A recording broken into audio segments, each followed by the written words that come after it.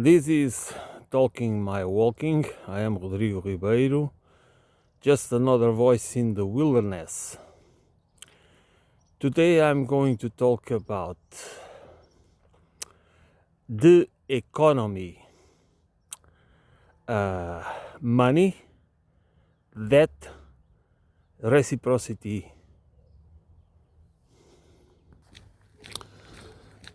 Before money, before the use of money, it was not barter, it was reciprocity.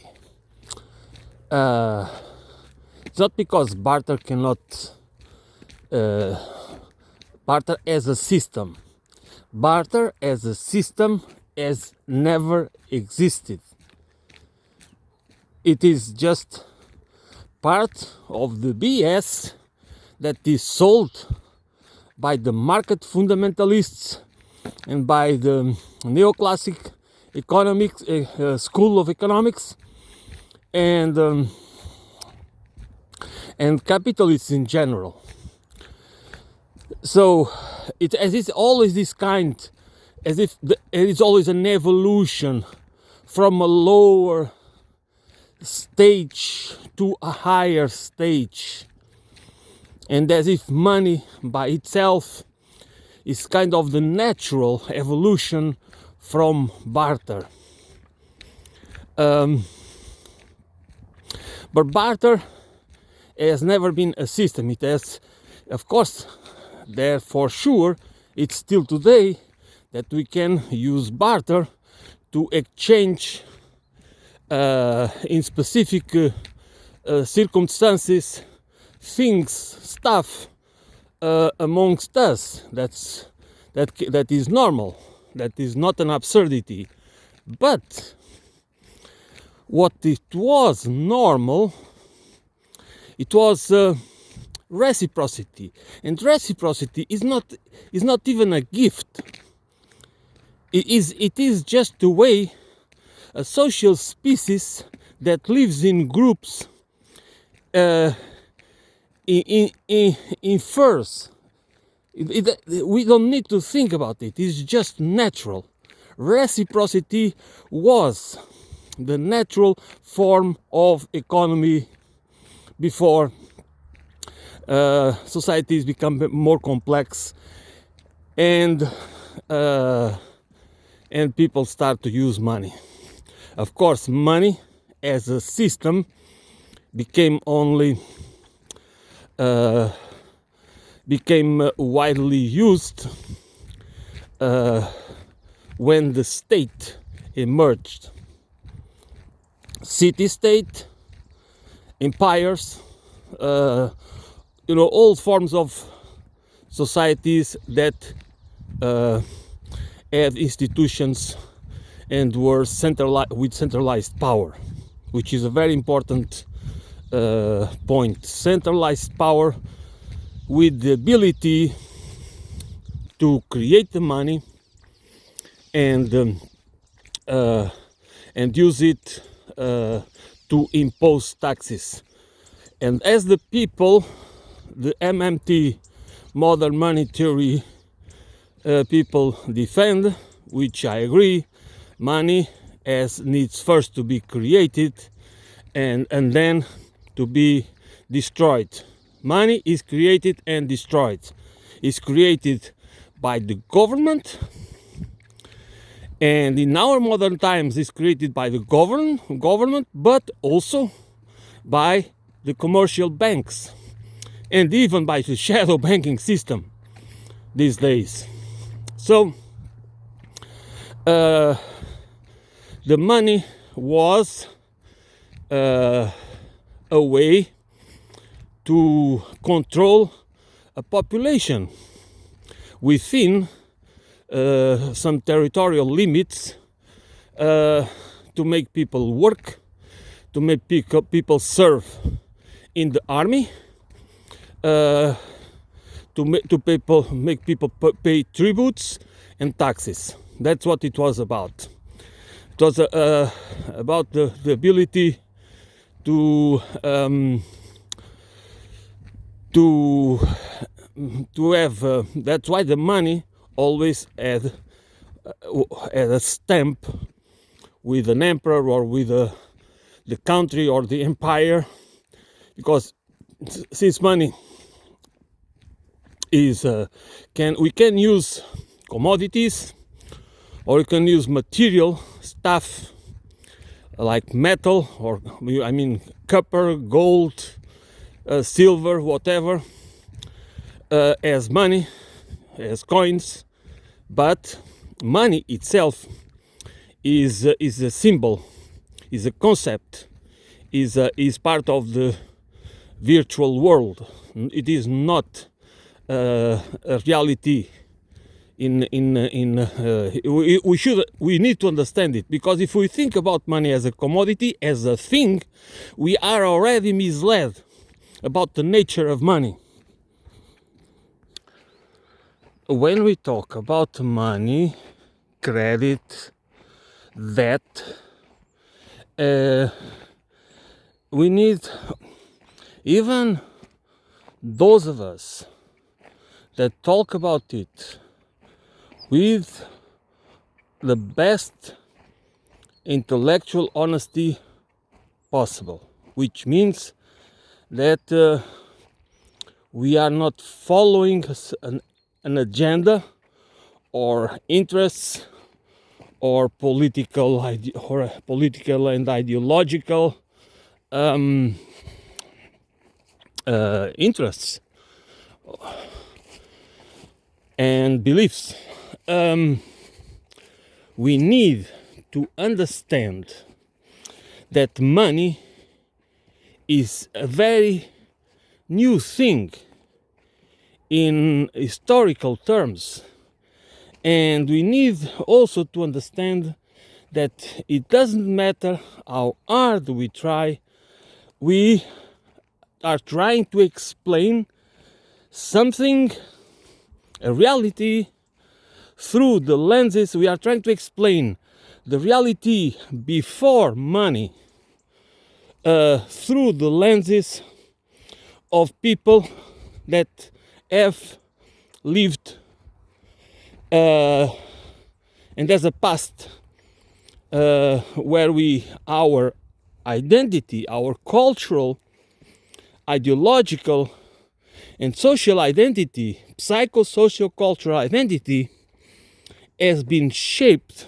by a world, by a reality where money is the tool for social control, that money is an indicator of value and dignity and all the rest that is associated with money. So therefore, I can see it. I might not be able to remember right now,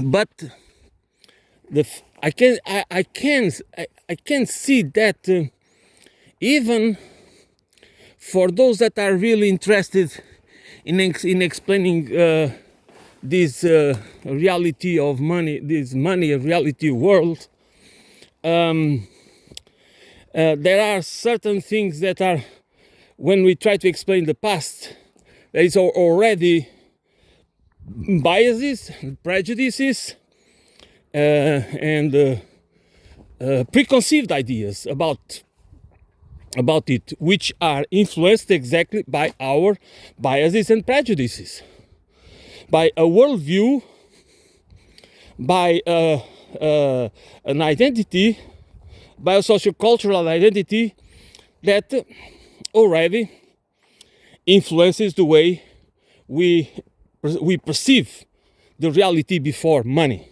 before especially before the organized state. That's why people talk about barter, because barter is very useful. Try to explain how individuals separated from each other, because it's already like this conception that we are separated from each other, we don't belong to the same community, or we don't interact with other communities that surround us, like it was before. There are villages, then people do have families. Sometimes the same family, the same the people from one village married. It's not sometimes. It's often. People married with people from other villages, and so in the nearby most of the time, not always, but most of the time, and these connections, in spite of the rivalries and all these things that also are true. People would have these connections, they would have friends, and they would have this reciprocity, which means, for example, when it's time, for example, even today, I'm going to give an example, a simple example. Even today, in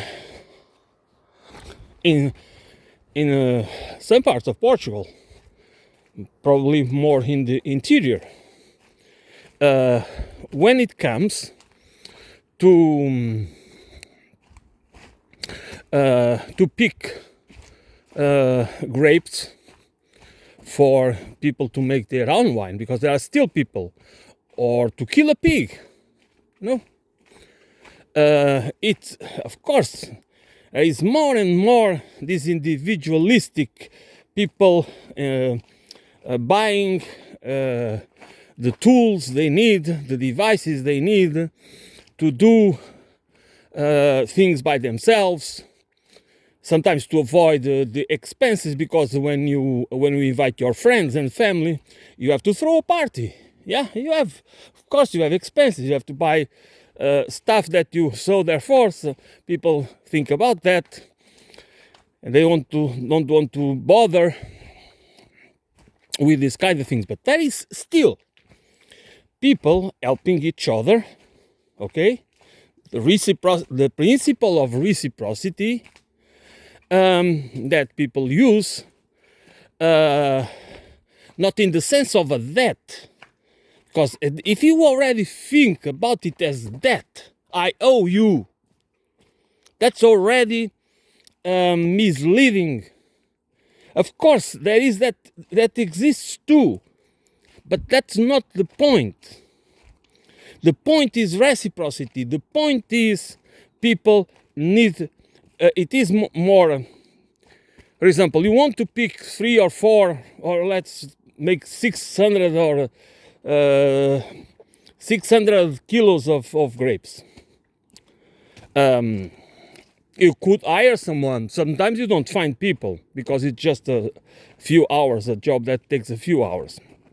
If your families are small, so you cannot have enough members of your family, sometimes families are dispersed, so you cannot sometimes have or rely on members of your family, which means that you have your more close friends, or the people that usually you practice this reciprocity economy, and people just one weekend or one specific day, they go and pick the grapes for one of them. Then they bring them, they help, they do whatever it's needed to be done. Okay, whatever that person whatever help that person needs, and then they just do it another day for another one. And this is still practice. Of course, before what was more, was a common practice,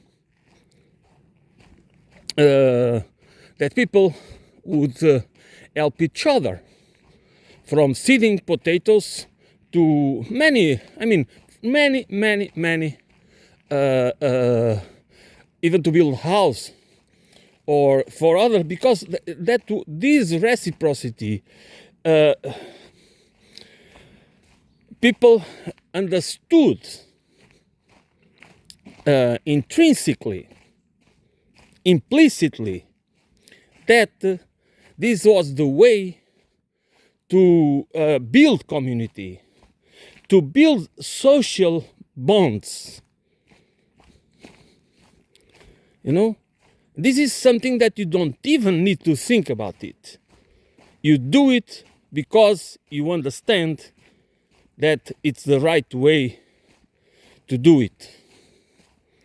Because a community that engages, where individuals and families as well, because for the people that think the only thing that matters is family, it is not, it is the community. It doesn't mean that family is not important. But the principle is, if we perceive a community as only a collection of individuals and families that are pursuing their self-interest, what we end up is with the most sociopathic, the ones with more sociopathic traits and psychopathic traits and narcissistic. I emphasize this because this is very important to understand. The opportunists and narcissists and megalomaniacal and ambitious and the people with less scruples, they will end up controlling the community. This is really easy to understand. If we lose the principle of reciprocity and unity, that freedom, you can only be free if all members of your community, of your country, are also free. Because if you think that in the current circumstances, it seems that your condition, your social economic condition, or professional, or your social status is stable, is above average, okay, and you think that that you and your family, since we care so much about family,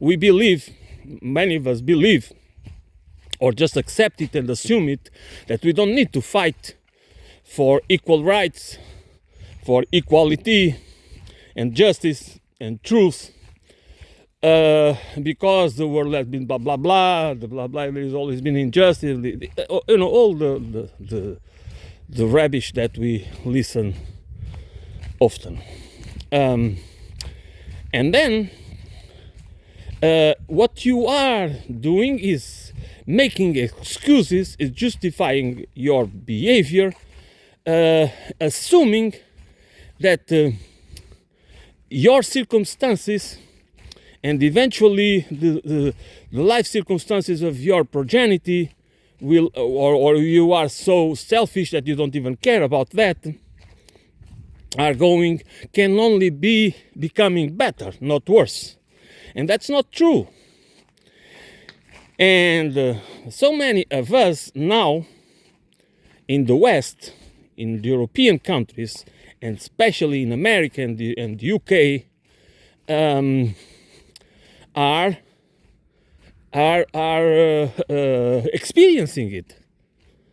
They are truly experience a life where their progeny are having the life conditions are worse. The opportunities don't exist, and the meritocracy doesn't work. It works like democracy. Do you know? Michael Parenti wrote a book with the title "Democracy for the Few," and meritocracy is the same. We have meritocracy, yes, we do, for the few. That is not that we don't have a level playing field. Okay? That doesn't exist. It should exist, but it doesn't. And if you don't fight, if we do not fight for it, it will never happen, because power concedes nothing without a fight. Okay, Frederick Douglass. So therefore,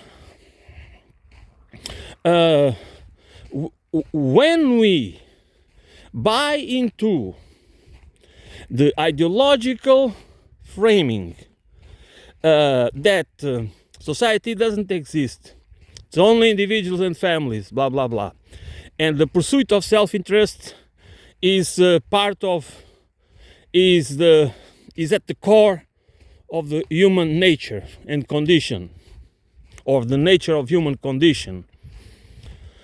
We are already, I mean, we are already buying into a narrative that will be used against us, against the many. And by the many, I include the poor, the working poor, the lower middle class, the middle class, and even part of the upper middle class. Even people that nowadays are part of the 10%, okay?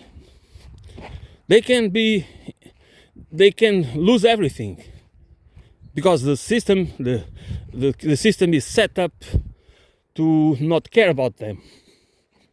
Okay, it's not about their failure.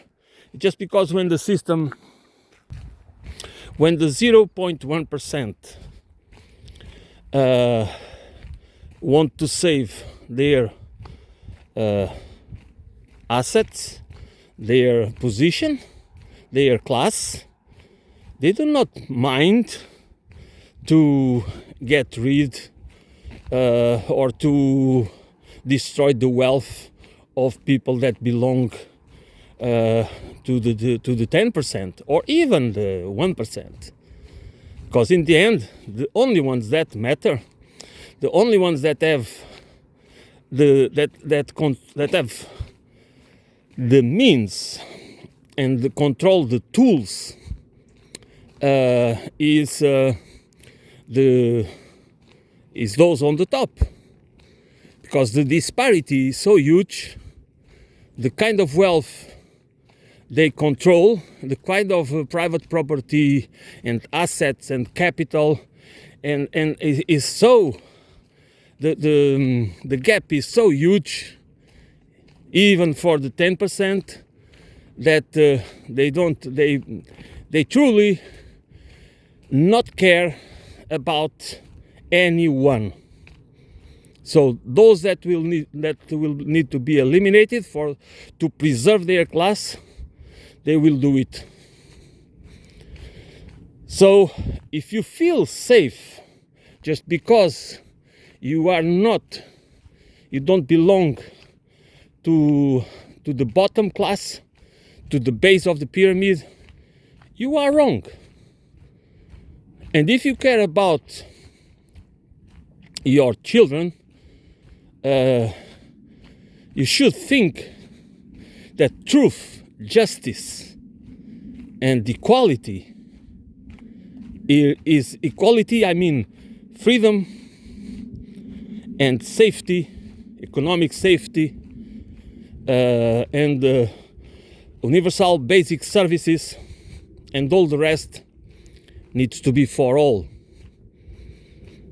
Because we can always justify injustice and inequality. It's very easy to do it.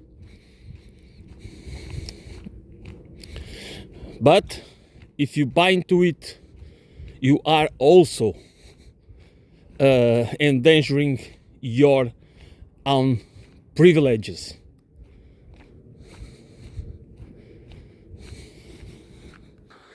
So, the concept of reciprocity, in my opinion, we need to work on it instead of trying to explain it through I give you this now and I give you that, and you know This is not about that. It's about sharing. Most of the time people were sharing. Sharing goods. For example, if you go on a hunt in a group or even alone, but usually you'd go hunting in a group because it's easier if you hunt with a bow and arrows. It is understandable that it's much. It might be, and then you have dangers, and there's some. Maybe you need to pay attention to things. One be in charge of different parts of different tasks, and most of the time you don't in a group to be more successful, but it doesn't matter who does the killing, because it is not about owing nothing to each other, because it's sharing. It is a group activity, and in the end that group activity is for the good of the community, is for the collective good, is for the collective survival, is to increase the chances of survival, and that is and that is, there is nothing to do with when we come to that idea of I owe you one, or this idea of that. It's when you already have been through a process of transforming transformative transformation of society in a class caste based society, with when hierarchy it's already in place, and people start to own things, start to have this idea of ownership, this idea of controlling the means of production, or controlling land or other things,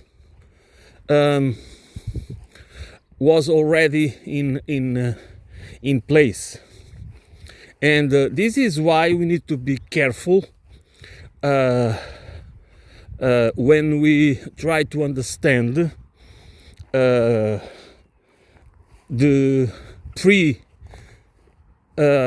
groups that were not civilized, in the sense that they were not building cities, they were not controlling each other's lives, and they were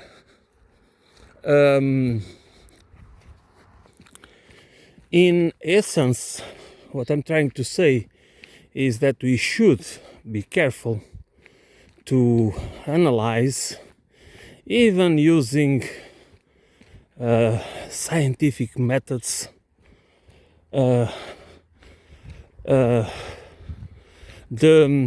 our minds shaped by commodified social relations, which socioeconomic relations, analyzing the societies and communities before this reality, and most of us, I think, or at least too many among us, cannot, even those with the best intentions, I don't know if they do really understand what is the difference. What's the difference between human communities, human minds, our human mind works before the social relations being commodified, and after that process. Commodified and hierarchized, or hierarchized, or shized, whatever. You know what I mean.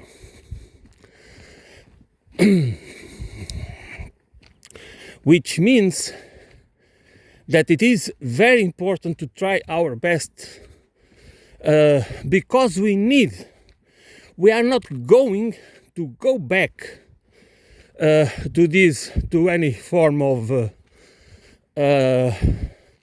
anarcho-primitivism, okay? Unless most of us will be annihilated by a nuclear holocaust or something similar.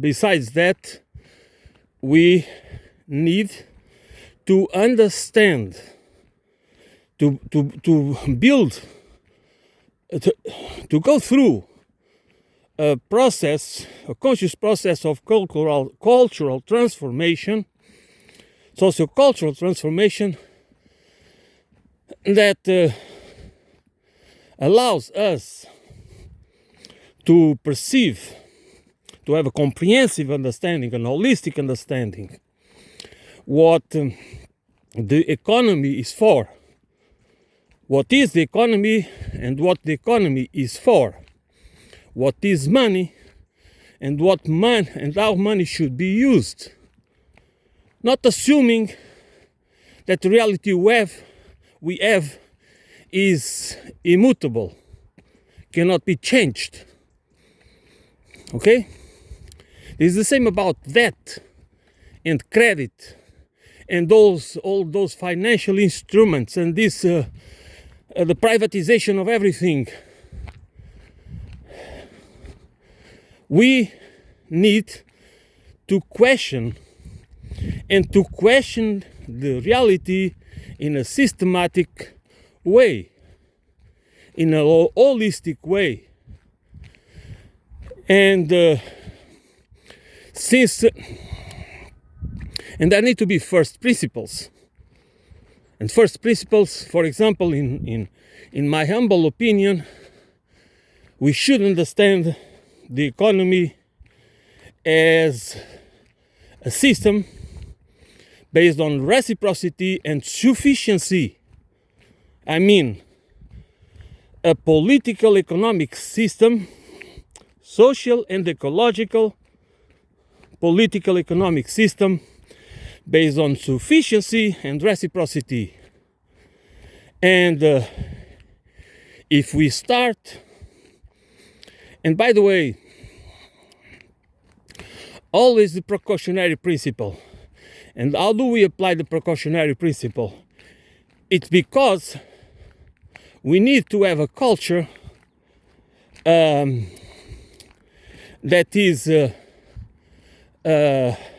immune, or at least as immune as humanly possible, against the very people with the antisocial traits that will always exist, which means the sociopaths, the people with sociopathic, psychopathic, narcissistic, megalomaniacal traits. They can be very smart. They can they are driven by power and control of the wealth and land and property and lives. So if we don't have a culture and a societal system that it is that is built in a way to be resilient to the schemes that these people will always, alone or together in groups, they will always try to become power through democratic processes or whatever methods, through coup d'etat, through regime change operations, to so many ways they and what we have now, that we are controlled by these people. This is the at the core of the imperialist civilization. This imperialist civilization, which capitalism is part of it, which means a system, again, a debt-based system that needs to expand, needs to look for new markets, needs to control resources that are in other people's land, needs to control people, needs to have to be the ones that design the stories and design the institutions and organize the economy and the society in ways that they will always prevail. Their narratives, their ideological framing, their cultural stories, which means that the public relations, the media, the culture industry, infotainment, movies, art in general, even architecture and technology for sure, are part of a system that is to control us, and we need to understand it in a comprehensive, holistic way. Common sense is in many circumstances a much better advisor than expertise, because when you are an expert or academic researcher or any other authority in a certain area or field, you might get stuck to a particular theory or a particular perspective or hypothesis that you try hard to find the evidence to prove your point. And I think that is pretty common in academia, that it's not about fact, that we sometimes do not, that people do not allow the facts to speak by themselves. They frame, they connect the dots in a way to fit their own biases, ideological and political and historical or whatever biases and prejudices, and also to build a name. So people, when in the pursuit of self-interest, it's always there is always this element of becoming famous or rich or recognized or superior or whatever.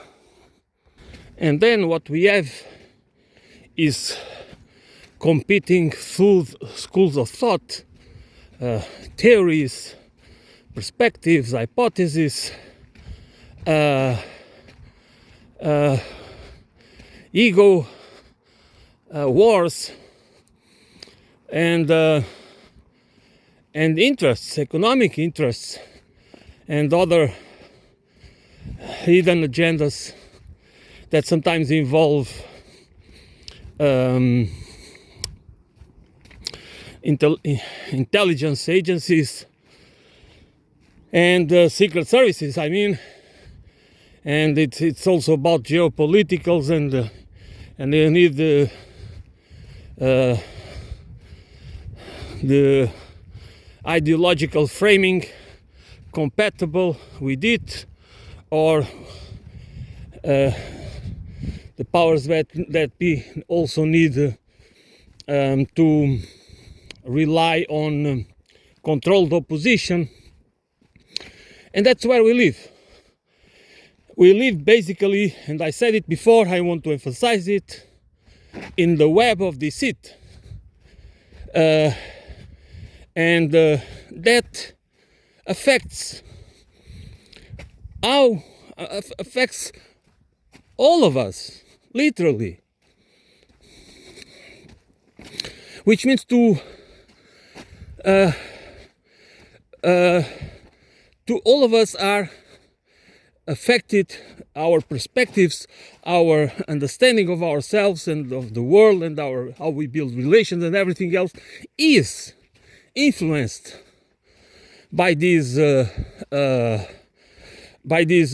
flow of information, by this reality, by this socio-economic and ideological cultural reality.